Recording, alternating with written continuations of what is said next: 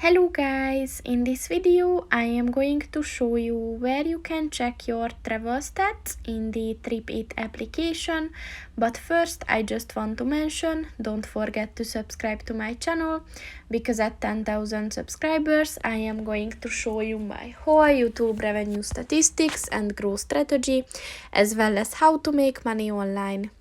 Let's jump into it. First of all, open the application on your phone and then click on the account button at the bottom of the page on the right. And then at the travel stats section, click on the show all button.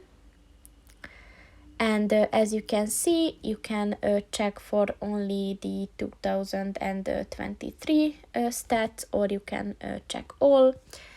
And then if you're interested in, for example, how many cities you visited, then just click on that and here will be the stats.